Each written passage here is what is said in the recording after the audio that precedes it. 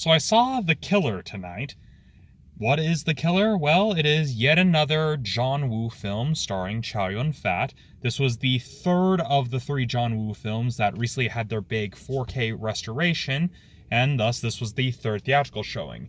And you're probably wondering why I'm doing this on a Monday night instead of usually doing it on a Sunday. Well, my Sunday was pretty busy and wasn't able to see it. And I knew it was going to drive me nuts if I didn't get to see this film in a theater, so here we are.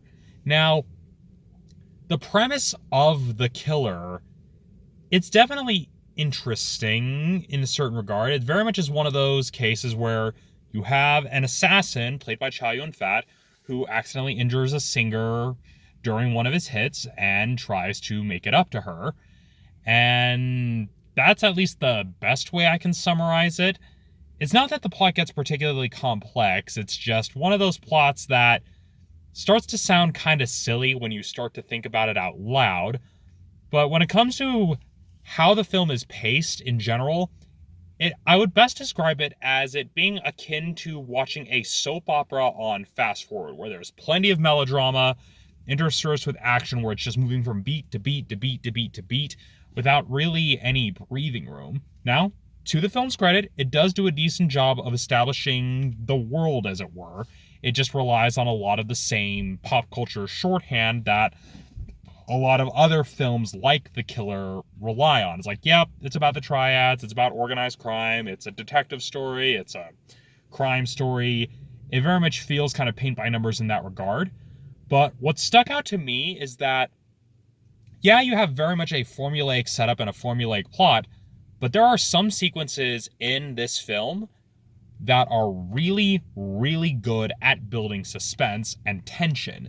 Probably one of the strongest sequences of the entire film, in my opinion, is the tense standoff between the killer. I believe it's I really don't remember the names of these characters. That's pretty unfortunate. So I'm just going to say, so you have the main killer played by Chow Yun-fat, and then you have the main detective played by, I believe it was Danny Lee is the actor's name.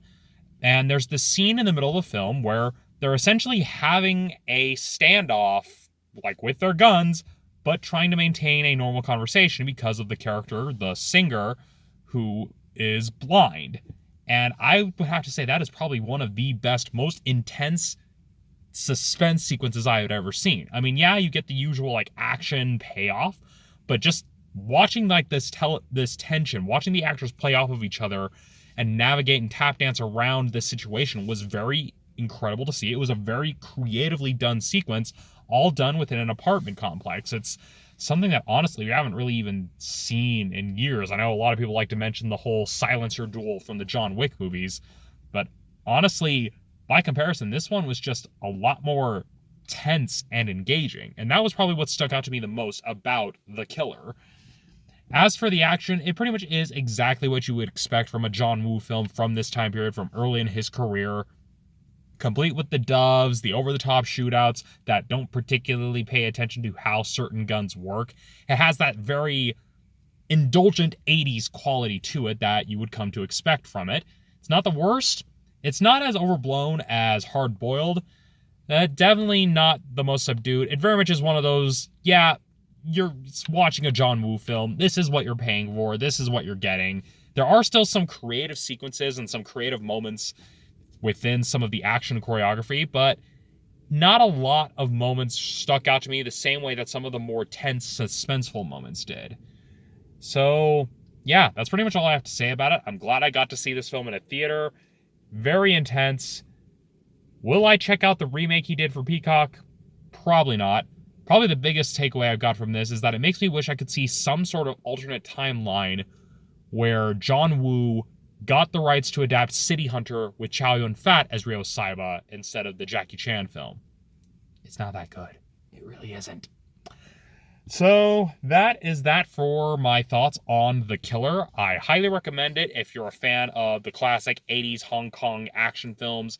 If you want to see how the gun fu kind of developed as John Woo evolved in his career, this is definitely one of those films worth checking out.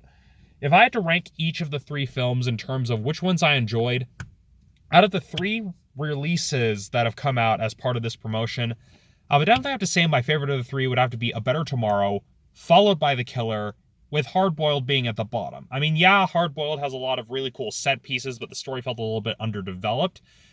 And this film has a much stronger story and really good suspense sequences. But out of the three, A Better Tomorrow is probably my favorite of the three restored films that I've seen in theaters. So yeah, those are my thoughts. This has been a nice, fun little journey into classic Hong Kong cinema. And yeah, I will wrap it up here, and I'll see you all next time when I next get a chance to see a movie, because now I have to go lift heavy stuff to work off the popcorn.